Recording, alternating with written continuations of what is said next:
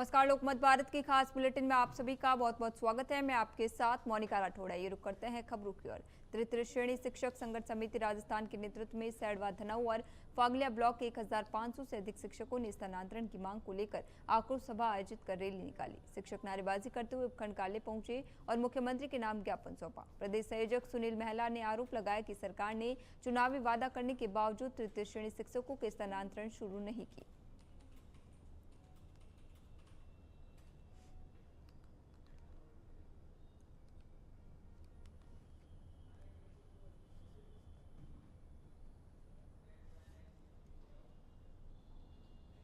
Bank of Baroda के 119वें स्थापना दिवस पर CSR पहल के तहत राजकीय प्राथमिक विद्यालय भैरूखेड़ा में विद्यार्थियों को स्कूली बैग, कॉपी और स्टेशनरी वितरित की गई। कार्यक्रम में शाखा प्रबंधक शुभम कुमार, बैंक अधिकारी रौनक मीणा, पंकज कुमार, अंबालाल माली तथा सरपंच मौजूद रहे। शाखा प्रबंधक शुभम कुमार ने बच्चों को बचत और वित्तीय साक्षरता का महत्व बताते हुए बैंकिंग सेवाओं का आधिकारिक लाभ उठाने की अपील की।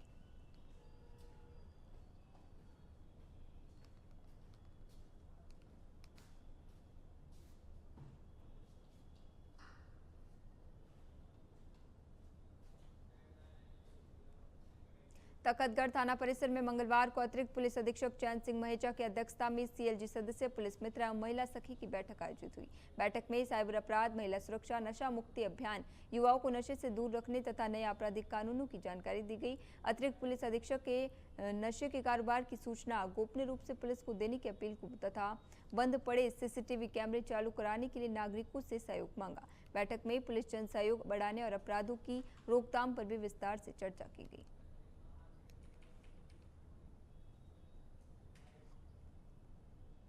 थानाधिकारी तखतगढ़ के साथ में मैंने CLG बैठक ली है। CLG मेंबर्स के अलावा इसमें सुरक्षा सखी, पुलिस मित्र, ग्राम रक्षक जो सामुदायिक पुलिसिंग के घटक है उनको भी शामिल किया गया। CLG बैठक के पूर्व जो अध्याय थे, जो सेशन थे, उसमें जो मुद्दे उठाए गए थे उन पे चर्चा की, उनके समाधान के बारे में इन्होंने क्या काम किया है उसकी जानकारी प्राप्त की है।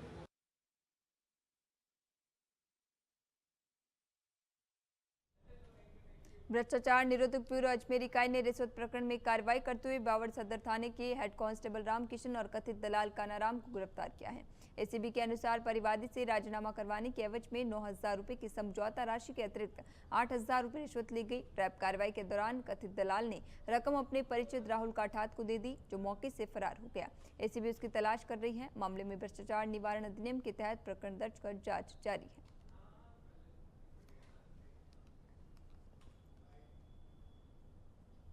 परिवादी के परिवार पर ब्यावर सदर के हेड कांस्टेबल रामकिशन द्वारा राजीनामा करवाने के नाम पर 9,000 रुपये परिवादी को दिलवा व 8,000 रुपये रिश्वत के लिए लेने के संबंध में रामकिशन हेड कांस्टेबल के विरुद्ध की कार्रवाई की गई।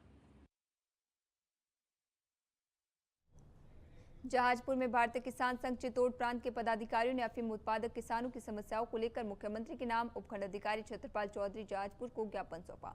ज्ञापन में आबकारी विभाग द्वारा डोडा चूरा के अनिवार्य निष्टीकरण की वर्तमान व्यवस्था पर पुनर्विचार करने की मांग की गई। ज्ञापन में बताया गया कि भारत सरकार अफीम उत्पादक किसानों से निर्धारित मानकों के अनुसार अफीम खरीद लेती है, लेकिन उससे बचने वाला डोडा चूरा को वर्ष 2016 से पहले राज्य सरकार ठेका प्रणाली के माध्यम से लगभग 125 रुपये प्रति किलो की दर से खरीदती थी।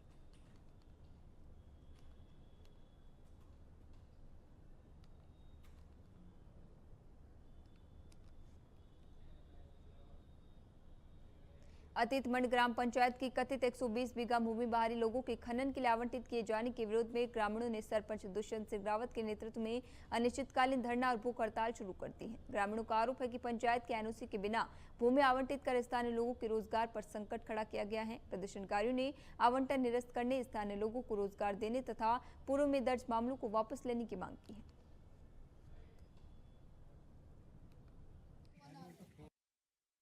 आज हम ग्राम अतीतमंड के ग्रामीण और मैं दुष्यंत सिंह अतीतमंड सरपंच अनिश्चितकालीन भूख हड़ताल और धरने पर बैठे हैं। हमारी प्रशासन से ये मांग है कि खनन विभाग के द्वारा हमारे गांव की 120 बीघा जगह को बिना ग्राम पंचायत की अनापत्ति लिए बाहर के लोगों को खनन के लिए आवंटित कर। पीएम श्री जवाहर नवोदय विद्यालय मंडफिया में राजस्थान राज्य विधिक सेवा प्राधिकरण के निर्देशन में संचालित ट्रांसफॉर्मेटिव ट्यूसडे अभियान के तहत नशे को ना कहो अपने सपनों को हाँ कहो विषय पर जागरूकता शिविर आयोजित किया गया। न्यायिक मजिस्ट्रेट विकास कुमार अग्रवाल ने विद्यार्थियों को विभिन्न प्रकार के नशों के दुष्परिणाम और उनसे बचाव के उपाय बताए। उन्होंने तंबाकू उत्पादों से होने वाली बीमारियों के प्रति भी जागरूक किया।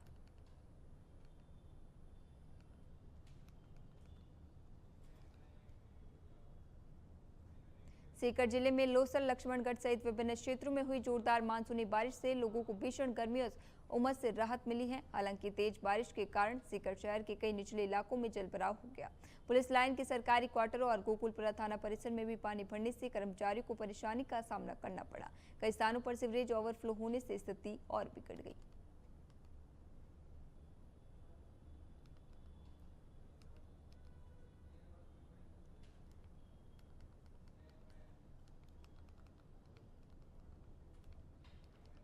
बीती रात से लगातार हो रही बारिश के चलते शिक्षा नगरी सीकर में जनजीवन प्रभावित हो गया। शहर के प्रमुख मार्गों पर जलभराव होने से आमजन और वाहन चालकों को भारी परेशानियों का सामना करना पड़ा। कई स्थानों पर सड़कें पानी में डूब जाने से यातायात व्यवस्था पूरी तरह प्रभावित हो गई। मुख्य मार्गों पर जलभराव के कारण लगभग 2 से 3 घंटे तक यातायात बाधित रहा। इस स्थिति को देखते हुए पुलिस एवं यातायात कर्मियों ने एक तरफा यातायात व्यवस्था लागू कर वाहनों को सुरक्षित निकाला। इसके बावजूद लंबा जाम लगने से लोगों को अपने गंतव्य तक पहुंचने में काफी देरी हुई। बारिश के कारण शहर के कई निचले इलाकों में पानी भर गया, जिससे स्थानीय निवासियों और राहगीरों को कठिनाइयों का सामना करना पड़ा। जलभराव की समस्या ने नगर की जल निकासी व्यवस्था पर भी सवाल खड़े किए हैं। स्थानीय लोगों ने प्रशासन से मांग की है कि जल निकासी की स्थायी व्यवस्था की जाए ताकि प्रत्येक वर्ष बरसात के दौरान होने वाली इस समस्या से शहरवासियों को राहत मिल सके। लगातार बारिश के चलते प्रशासन ने नागरिकों से भी अपील की है कि अनावश्यक यात्रा से बचे तथा जलभराव वाले क्षेत्रों में सावधानी बरतें।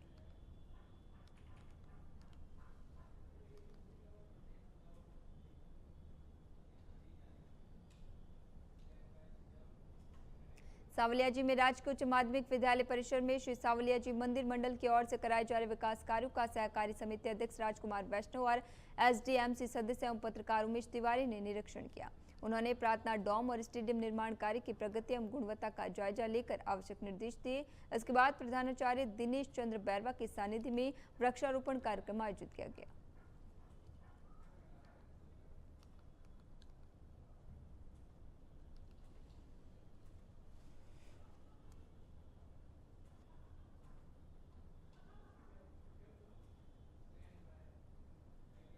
बांसवाड़ा जिले के अंबापुरा क्षेत्र में माही नदी पर बने गैमन पुल पर मंगलवार तड़के एक बड़ा हादसा टल गया। रतलाम से बांसवाड़ा आ रहा तेज रफ्तार ट्रक अनियंत्रित होकर पुल की सुरक्षा दीवार तोड़ते हुए नदी की ओर हवा में लटक गया।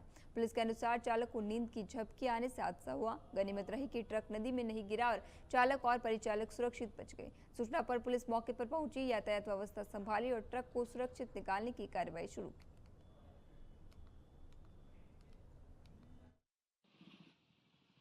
ट्रक है ये RJ27 पासिंग का, जो रतलाम तरफ से रात को आ रहा था। ये सुबह के टाइम पे इसको ड्राइवर को नींद की झपकी लगी होगी, उसकी वजह से ये ट्रक बैरेक लाइन को तोड़ के माही पुल के ऊपर गैमन पे पानी में थोड़ा डूब गया है। बांसवाड़ा जिले के कुशलगढ़ उपखंड के मध्य प्रदेश सीमा से सटे पाटन गांव में नवनिर्मित प्राथमिक स्वास्थ्य केंद्र का लोकार्पण विधायक रमीला हुर्तिंग खड़ियो ने फीता काटकर किया। करीब 1.11 करोड़ रुपए की लागत से निर्मित इस स्वास्थ्य केंद्र के शुरू होने से क्षेत्र के ग्रामीणों को बेहतर चिकित्सा सुविधाएं उपलब्ध होंगी। उद्घाटन समारोह में पाटन सरपंच मंगलीबाई, ब्लॉक अध्यक्ष रजनीकांत खाबिया, पूर्व सरपंच खातूबाई सहित पंचायत प्रतिनिधि, जनप्रतिनिधि और बड़ी संख्या में ग्रामीण मौजूद रहे।